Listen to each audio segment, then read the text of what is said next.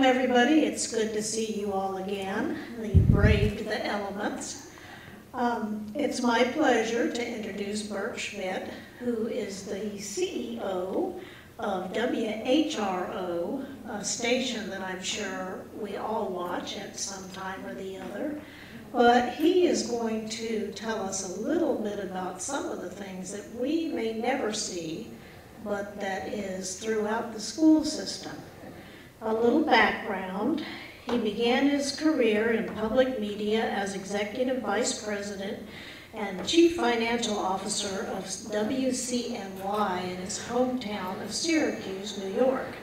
He served as President and General Manager of WVPT in Harrisonburg, Virginia for 5 years before he came to WHRO as its President and CEO in 2007. He's been instrumental in the development of education content, particularly in the online platform, as well as a vibrant digital distribution for educational content that is available to every student in the Commonwealth of Virginia. He has been a strong proponent of local programming that serves the community. Under his leadership, WHRO has continued to be recognized as a leader in the field of educational telecommunications. He's been honored by the Virginia Association of Broadcasters. He has a Telly Award, the Public Broadcasting Management Association's Award of Excellence, and the Virginia Farm Bureau's Journalism Award. He has a much more extensive bio on the screen of WHRO, so please take a look at it.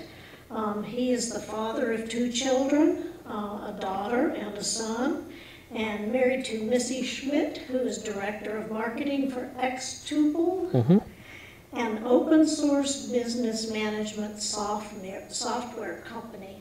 Please welcome Mr. Schmidt to Commodore and Portsmouth. Thank you, Sue. It is great to be here. When I got invited to come, and I come to the Commodore regularly to see movies, and I said, I'm coming to the Commodore? Really? This is a pretty cool venue. Beautiful place, nice screen. I have to tell you, I've done speeches to groups for 5 years, and normally you get about 15 minutes, so I don't bother with all the AV stuff. So this will be the first time that I'm actually going to show you stuff. Most of my speeches are just talk to the groups, but with the amount of time we have today, I'm going to be able to really show you lots about WHRO and hopefully some things that you may not know about the station. I will set aside some time for Q&A, so as we're going through stuff, get your questions together. I'd love to have a conversation with you about the station. We're going to talk about 3 things today. We're going to talk about the television station, we're going to talk about the radio stations, and then we'll talk about the services we provide to schools throughout the region. And so we will start with television. We, of course, are your PBS station, Channel 15. And we have some shows coming up that I want to preview for you. Tonight at 9 o'clock is going to be a great program called The Choice. And let me play this for you.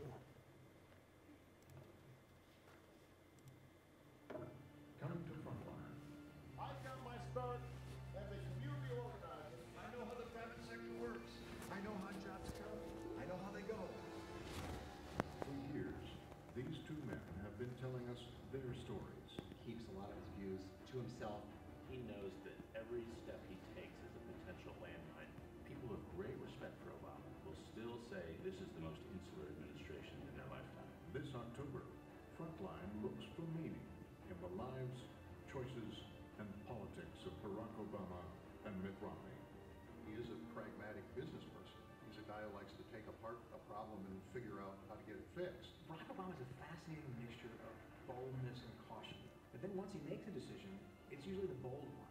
Mitt Romney's been accused of flip-flopping, but on Mormonism he will never flip-flop. And yet in politics, he has often tried to keep that part of him behind the curtain. The backlash against his presidency must be mystifying to him because he genuinely doesn't see himself as a radical. The Massachusetts healthcare reform, or Romney Care, and Obamacare. They're basically the same bill. But the minute President Obama adopts it, the entire Republican establishment flips. Romney with them. I think there's a fundamental disconnect between our idea of Barack Obama and the reality of him. There's some palpable disillusionment with who he turned out to be. This October, from Frontline's award-winning political team, The Inside Story. What unites both of these characters is this sense that there was a place that they were going, a destiny that they had.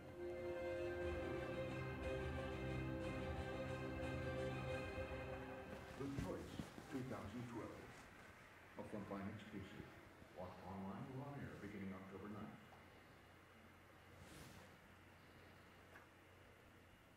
You can watch on air, by the way.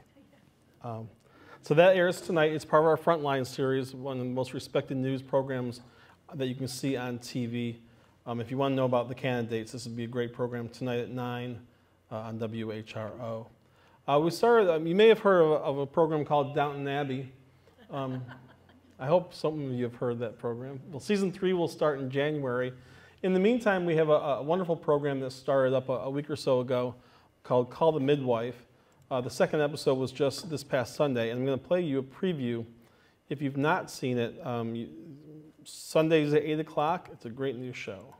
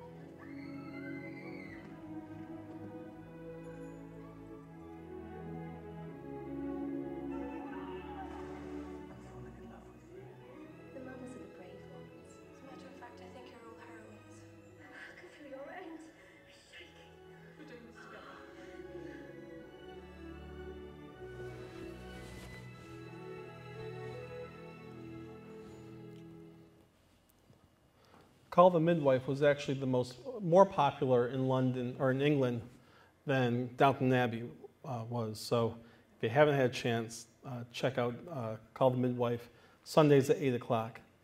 And then just quickly play, this is kind of a preview for this season. This fall, PBS strikes gold. Britain's #1 hit comes to America. Ken Burns shows us a new way of looking at the past. The air itself conclude. And Frontline delivers balance and depth with its look at the candidates. This election is a make or break moment. There's only one place that can take you any place. PBS. WHRO also has 3 other television stations that hopefully you are familiar with or at least are aware of. WHRO Kids, which is a 24/7 children's network, brings Sesame Street and Clifford and Arthur and all the great children's programming 24/7. So there's always a place that your children or grandchildren can go and get safe, wonderful children's programming. WHRO World, which is all nonfiction public television programming from Frontline, the NewsHour, Charlie Rose, Nature, Nova, all of the nonfiction programming. And then WHRO Create, which is all how-to programming, This Old House and cooking programs and crafts programs, and those are all, again, 24/7 channels. Create is available only on Cox. The rest are all available over the air as well as on cable. So those are the TV stations. We hope you're watching and enjoying what we bring you. We're also your public radio station, and you may be familiar with 2 of our stations. 89.5 WHRV is the local NPR station. The murder of Joseph Schmidt. He was actually, his president at the time? He was running for president at the time. Whatever struggles Mitt Romney has had, they pale in comparison to the obstacles that faced Joseph Smith, for sure. That program is Kathy Lewis's program called Hearsay. It is a live call-in show, Mondays through Thursdays, and on Friday we do a program called Another View, which is an African-American centric program. But WHRV brings you great NPR programming. We bring you a program in the evening called Out of the Box with Paul Shagru. It's all new music. And then Jay Sennett has a jazz program that's on at 9 o'clock. So we do hope you get a chance to listen to 89.5. We're also your local classical music station, 90.3.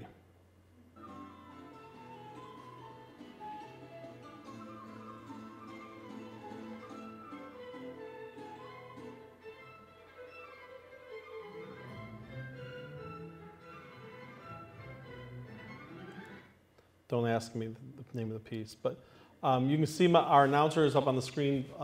The newest one, Sherry Barbour, that's her show right now that's on the air. We're very pleased to have a full-time classical music station. If you travel around the country as much as I do and you look for a classical music station, there are very few markets nowadays that have a full-time 24/7 classical music station. Drive up to Richmond, they don't have it. Go to many cities throughout the country, they do not have full-time classical, but because we have the two radio stations, I can have full-time classical on one and then an NPR on the other. But we have more stations than that.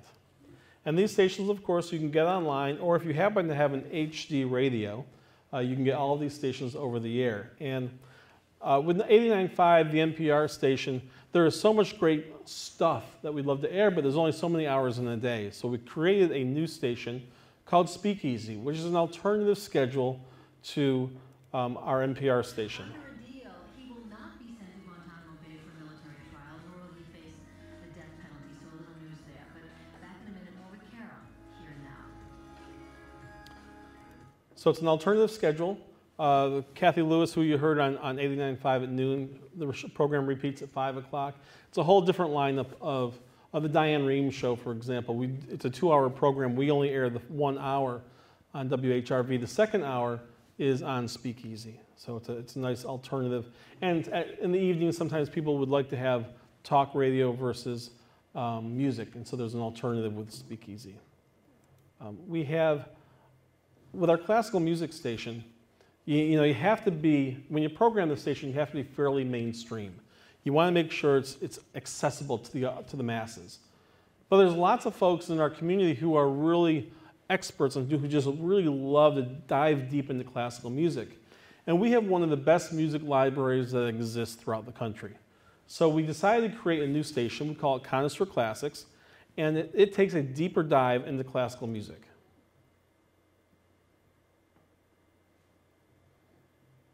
Okay. Let's try that again.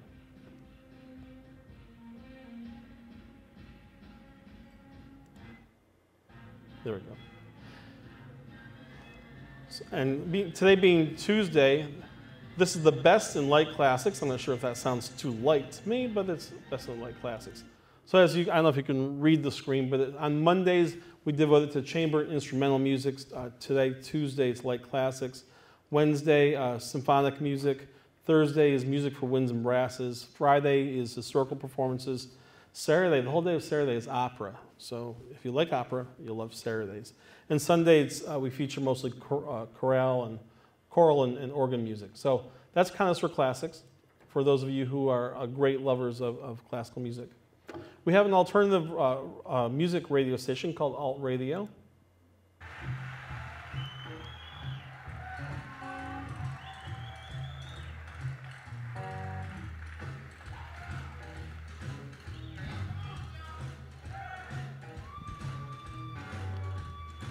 Alternative music.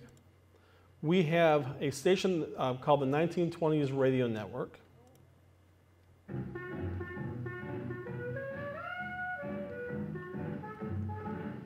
Some of you may recognize this kind of music. It's a 24/7 channel.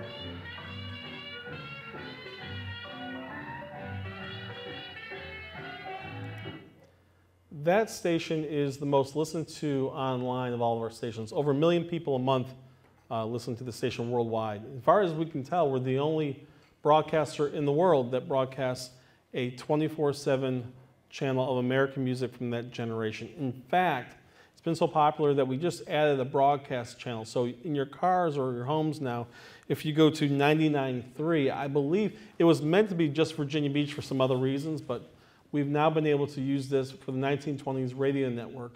So if you go to 99.3 in your home radios, you'll be able to hear the 1920s radio network in Portsmouth. It starts fading once you get to Suffolk, but that here in Portsmouth, it plays out pretty well. We have a very important service. I'll tell you a brief story. My father, when he was 57 years old, had a stroke. And he was in a nursing home for 17 years. And like many of you, you start your day by having your cup of coffee and reading the newspaper. Well, the stroke made it where he couldn't physically hold the paper anymore.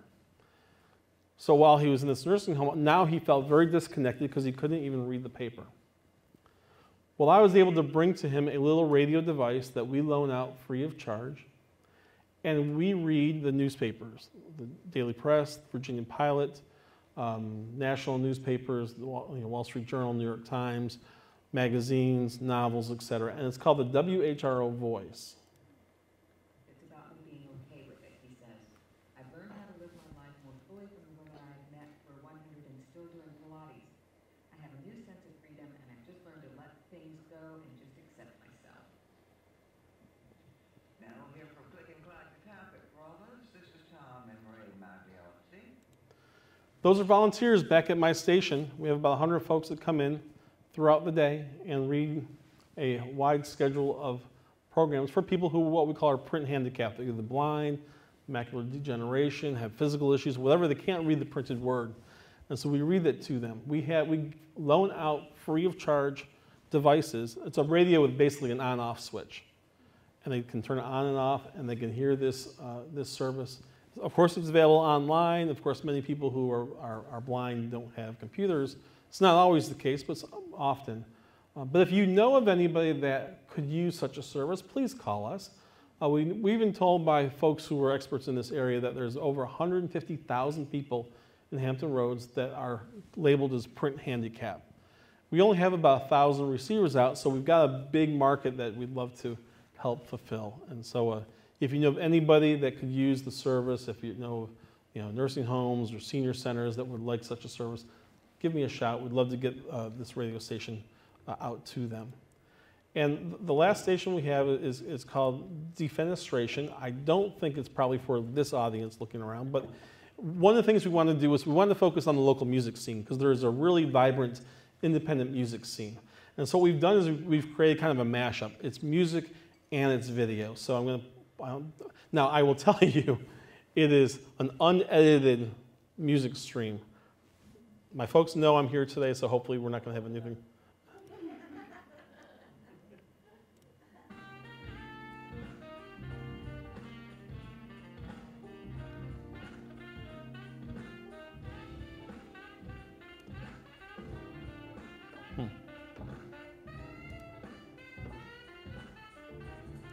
Well, for some reason the video's not seeming to be working very well. Well, of course, it doesn't always work as I'd like. Defenestration is focused on the local music scene. It is folks who are either currently in Hampton Roads making music or originated from Hampton Roads and maybe have gone on to bigger and better things on the national scene. So if you know of folks who have local bands, we take submissions for music all the time to put on Defenestration. It is wildly popular in the independent music scene throughout Hampton Roads. So that's TV and radio. But the thing you may really not know much about with WHRO is our educational services. And 51 years ago, the school boards of Hampton and Norfolk got together and said, let's use this new thing called television to do distance learning. Let's put a teacher in front of a camera, turn it on, and have multiple classrooms learn from a single teacher.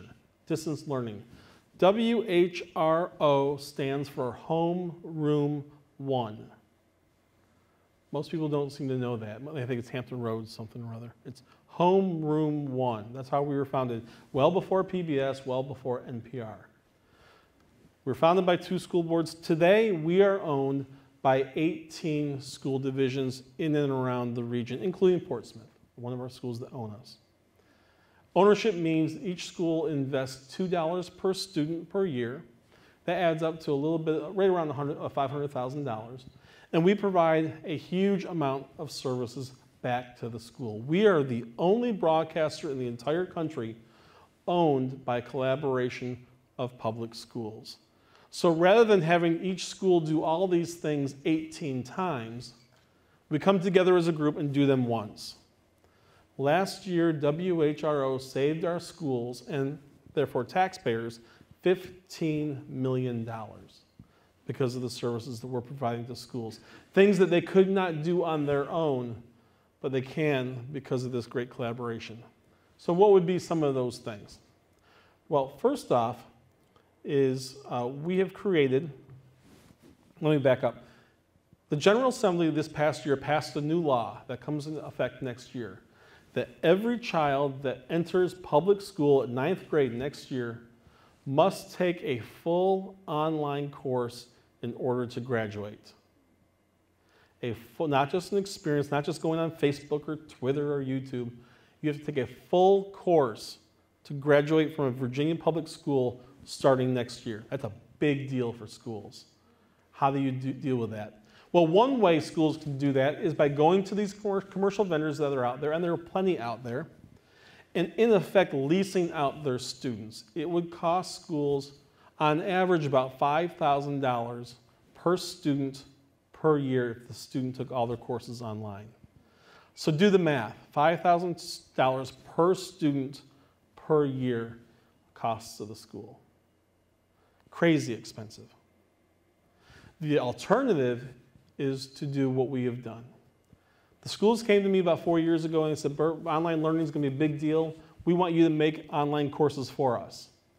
And so we have done that. We have created 22 online high school core courses from algebra, English 9, 10, 11, and 12, Virginia history, physics, chemistry, phys ed, 22 core courses. We have built these courses and we have given them back to our schools.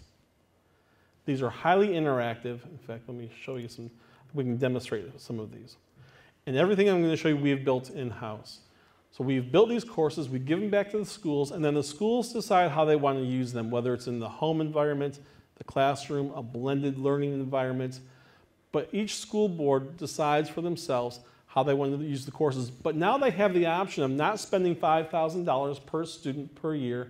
They've gotten, for only the cost of being an owner of WHRO, 22 online courses. A couple of years ago, the Virginia Department of Education made one course.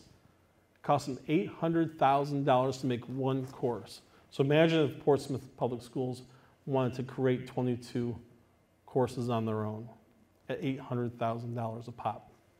So we've created courses. What I'm going to show you is a couple elements within the course. Imagine an algebra course. What I'm going to show you is what we call a learning object. In each course, there's probably 500-600 learning objects within the course. But I want to show you a couple examples. We all remember flashcards back when we were in school. Here is how flashcards can be done today. Coefficient, a number in front of a variable.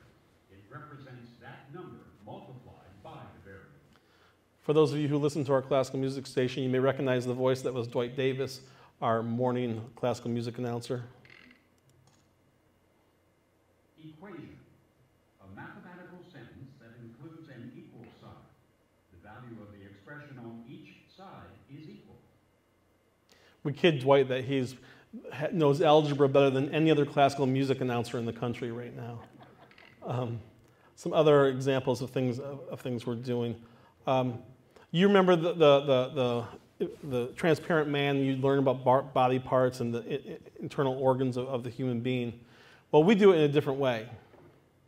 We use a car. And so, for example, if we wanted to talk about the endocrine system, which I know nothing about, I can click on it, And you see a child now can have a very interactive experience learning about the various parts of the body.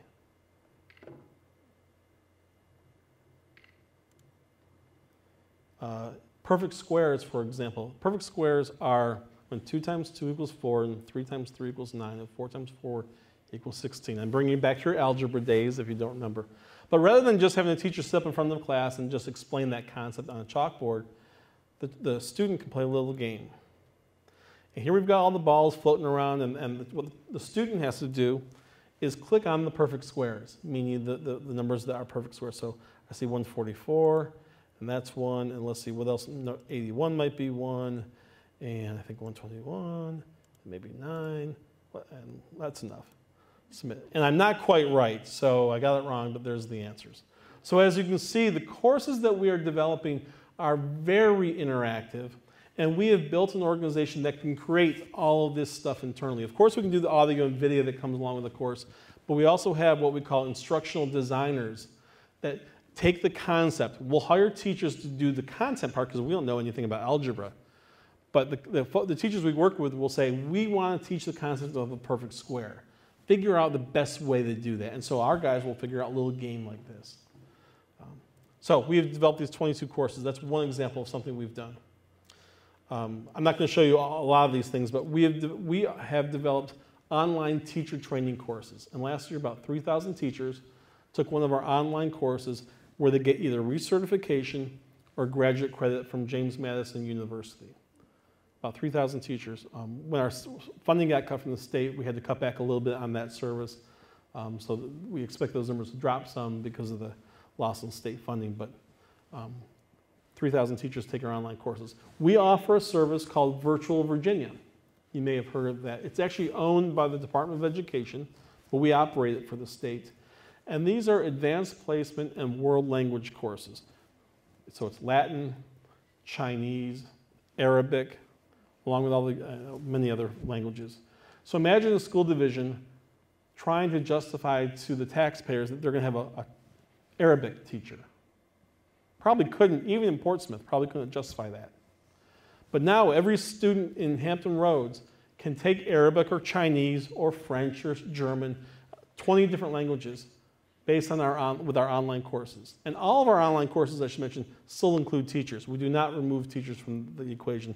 They're very much a part of these online courses. Virtual Virginia. And the last educational item I want to show you, I knew I'd log out. Bear with me. I've got to change the time so we don't log people out that fast. Bear with me.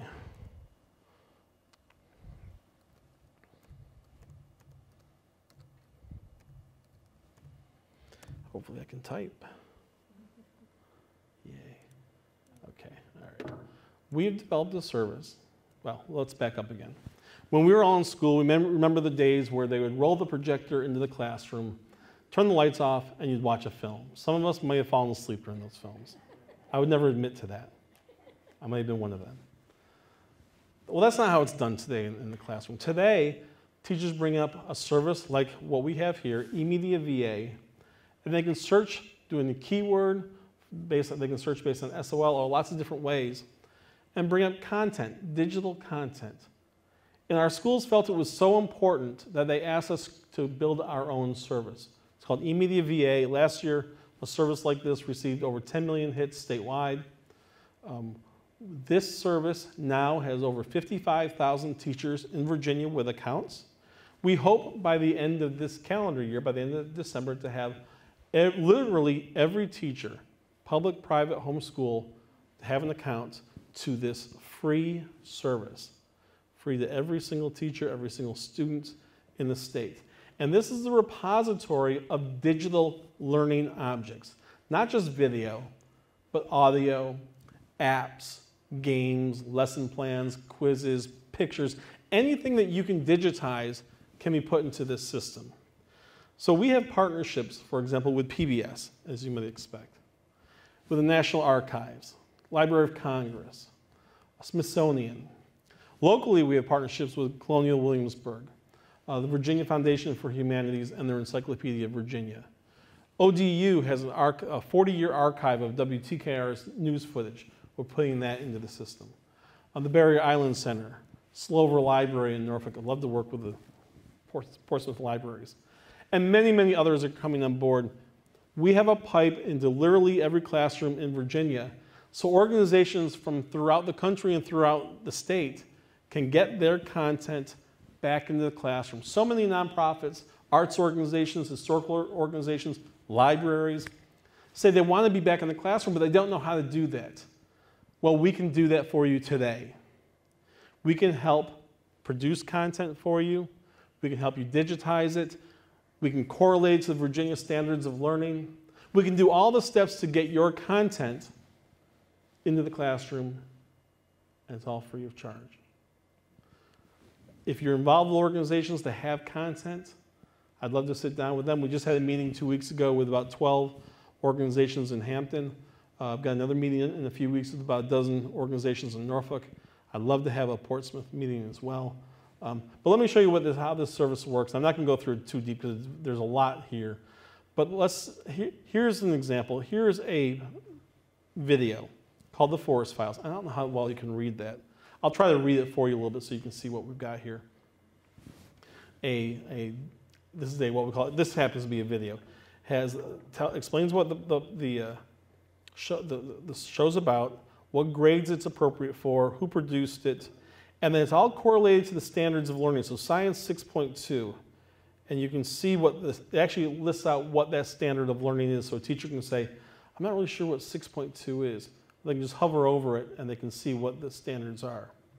So if I want, I can just click on the video, and I'm not going to do it right now, but I can just hit video and play. We could do a search by keyword. Let me type in Portsmouth. See what happens. If I could spell, that would help.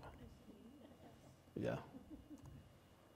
And it came up with 5 items, and we got a couple of videos and a couple of essays, some essays here as well. I could search by.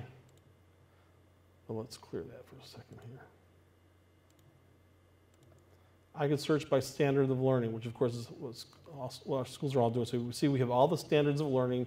If I wanted the science standard, I could drill down deeper and say Science 6, and then all the various standards, say 6.5, and it lists what the standard of learning is. So again, without going too deep, I can create playlists if I want to take this video and drag it over here.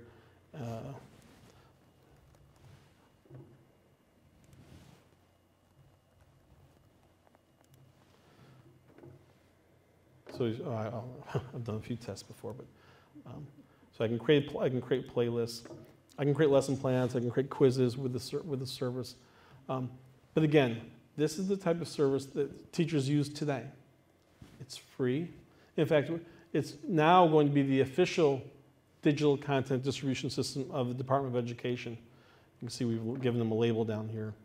Just Friday, we were awarded a contract from the state for $400,000 to ensure that this is going to be free statewide. We're very excited about that. With the politics in the state recently, we're very happy that we were able to get some money through the Department of Education.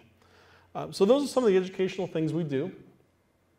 I know we're supposed to be done here about 5 of, and that means I've got about 15 minutes for questions.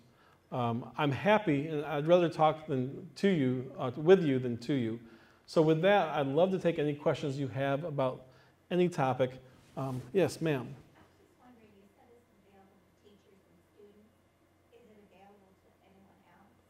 If you email me, I can get you an account. It's meant for the schools, but it's free, so it's fine by me if you have an account personally. Usually if they're not teacher or student accounts, they're like a 90-day, then they expire after 90 days because it's supposed to be for the schools. But to test it, get my card afterwards and we can set you up with an account to see that. Yeah. You know, just to add on to that, because I was just thinking about parents. Mm-hmm. There might be something of value there. If the parents don't necessarily need to have access to all of it there, but it might be helpful in terms of them assisting their children. Sure, right. Just for the television program, this could be useful for parents as well. And yes, every student eventually will have an account as well. That's the next step. We're trying to get all the teachers. So when the students have the accounts and they come home with it, the parents will be able to work with the kids. And we're growing this repository. Right now you can see we've got about almost 19,000 learning objects, but we're growing that at about 500 to 1,000 a week. So this library of content is growing really, really quickly. We're about to get 800 hours of PBS content. I'm having conversations with the folks from the NewsHour to do their entire archive, almost 40 years of footage from the NewsHour. There's a lot of content that's going in here. So we're in the really early stages, but right now we're getting teachers with their accounts set up. Yes? Talk about support. That you're no longer in the classroom, the money support, and the nice magazine Yeah. that we get the first week of the month. Talk about support. Thank you for that softball. I appreciate that. We are supported by 20,000 families throughout the region that really don't have to give us money. I mean, you're going to get your TV and radio stations if you didn't, and many don't give. We find that only about 1 in 10 of our listeners and viewers actually support the station. And that's all right, because some people just simply can't afford it. But 20,000 families that give us about $3 million. It's a $13 million budget that we have.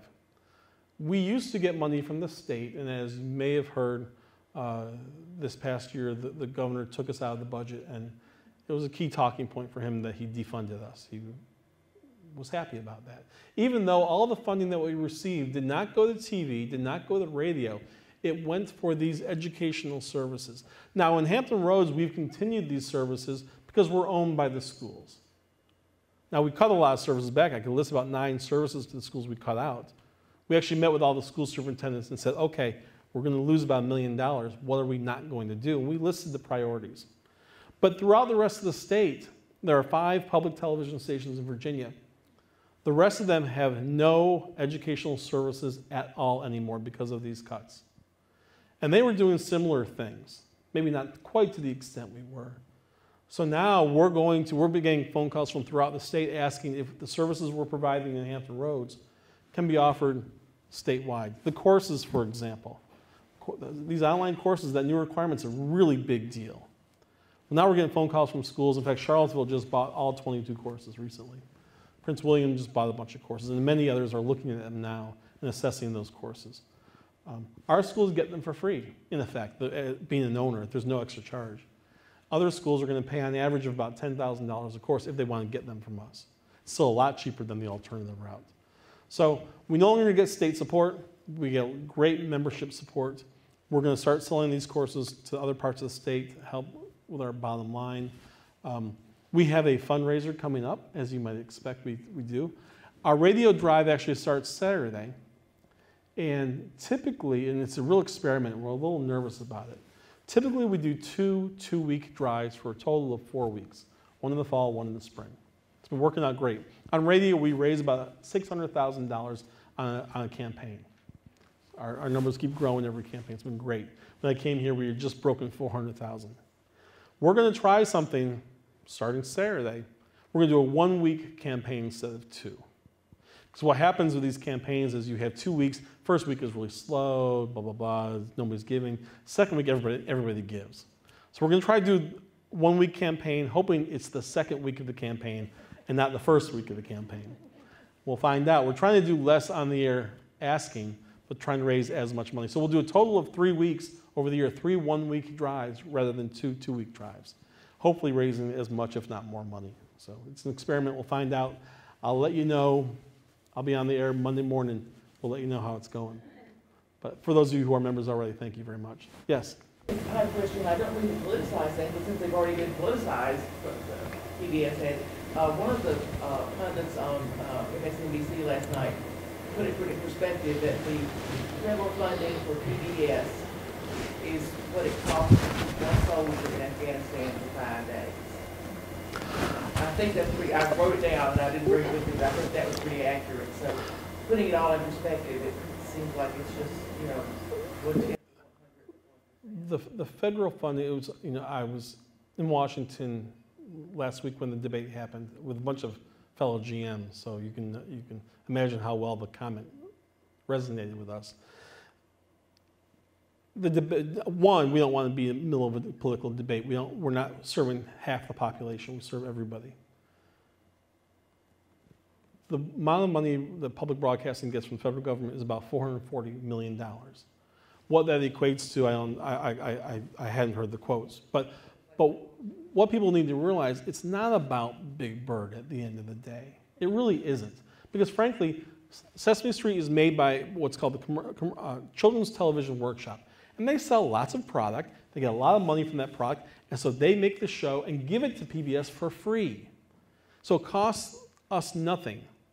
Of course, it was founded because we were able to invest money back in the day before Sesame Street was thought of. We were able to experiment with this kind of programming. But what the money goes for are local stations like WHRO to provide services to the local community. That's what the conversation should be about, not about Big Bird. It's easy to just say Big Bird, but it's so much more. And there's so many WHROs out there throughout the country, owned locally, doing more than just broadcasting TV shows or radio shows, but really being a part of the community. You're not getting the CEO of Discovery here to speak to you. You're not getting the CEOs of the History Channel to come to you. There was an interesting thing on social media that I didn't know until recently. The Learning Channel, it used to be called the Learning Channel. It's now called TLC. It was founded by NASA back in the 70s to be educational programming. It was a nonprofit. It was defunded back in the 80s. And today it airs Honey Boo Boo. I haven't seen Honey Boo Boo, but I'm told it's quite a crazy reality show. So what was founded as an educational outlet on television has turned into the lowest common denominator. So we know what happens if you defund an educational broadcaster. You get more Honey Boo Boos of the world. So you've got to decide what kind of world you want to live in and for how do you want to spend your money. I'm running out of time, but I want to show one little thing. I don't know how many of you watched Saturday Night Live, but there was a funny little thing. I'm going to play it for you. And it's not, as you notice, it's not political. We try not to get into the politics of this, but you might enjoy this. I don't normally air Saturday Night Live, but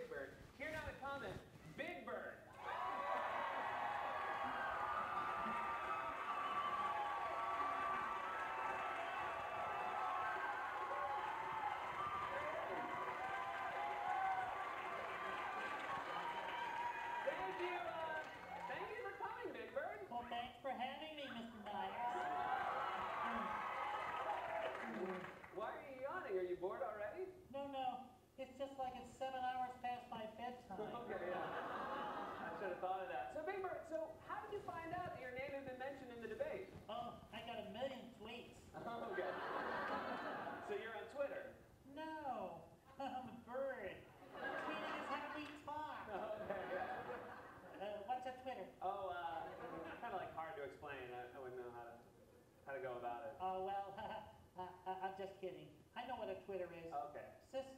Sesame Street has Wi-Fi. Oh, well, no big deal. So Big Bird, has being mentioned in the debate affected you at all? Oh, it has. I feel like I'm famous now. I was walking down the street the other day and I felt that everybody recognized me. Okay. Yeah. It's so weird to think that just a few days ago, I could just blend in like every other perfectly normal 8-foot-tall talking bird. Yeah, that must be very hard for you. So, before you go, do you have any political statement you'd like to make? No, I don't want to ruffle any feathers. But I do have a political joke. May I tell it? Yeah, of course. Okay. You go loud. This is fun. Okay, good. I can't wait. You know who loves debates? Who? Deficients. Oh, yeah. Yeah, because fish eat bait. Yeah, no, I get it. It's a thinker. It is a thinker. Yeah. Big Bird,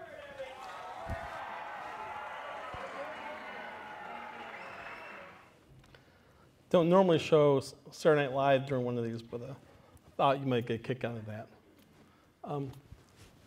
So yeah, we'd like to stay out of the political debate. Frankly, we don't like to be a part of any conversations because we serve 100% of the people with important programming and services in the local communities, and we hate being seen as one of those easy points that somebody will use to try to score political points with, and so we don't want to be part of it.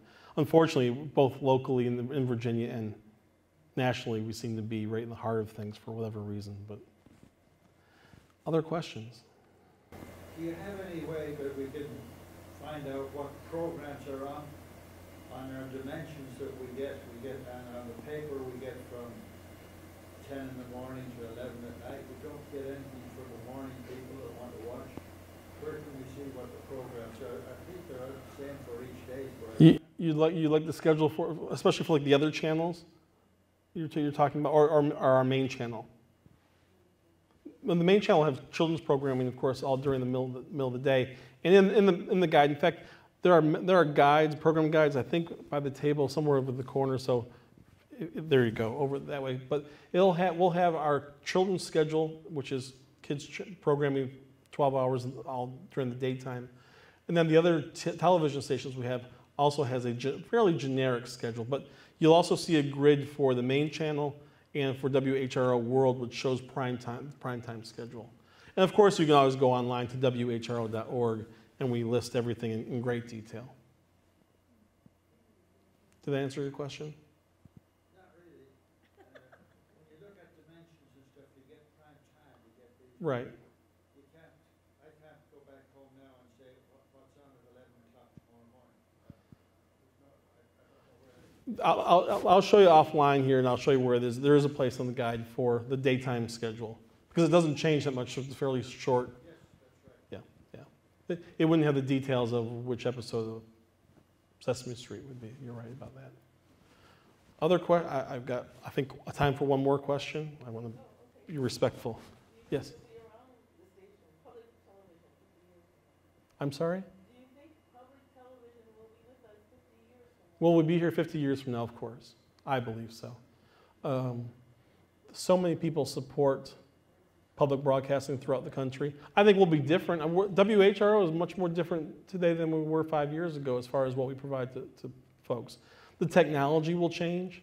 I have no idea what the next technology thing will be, but is there a place in the American dialogue for intelligent conversation, for intelligent programming that doesn't dumb down, a place for our kids to go to get great, safe programming where they can actually learn something?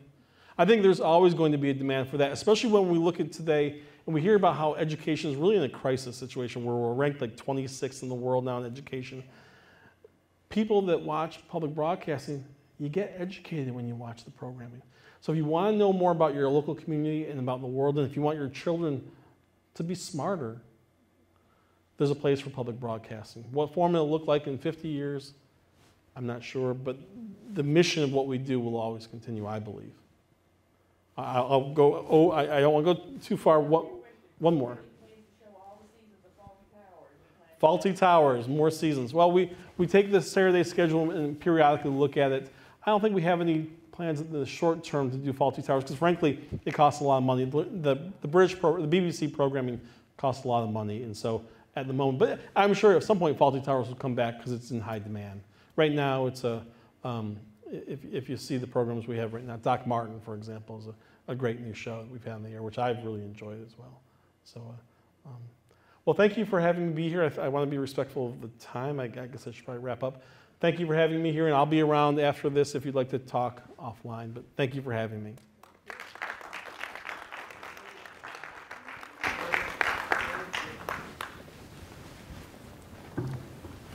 Thank you so much, Mr. Schmidt, and please tell all your friends what they missed today because this has been a very important program, I think, for all of us, and I'm so glad he ended the way that he did, that we can look forward to having something on public broadcasting, WHRO, particularly in 50 years.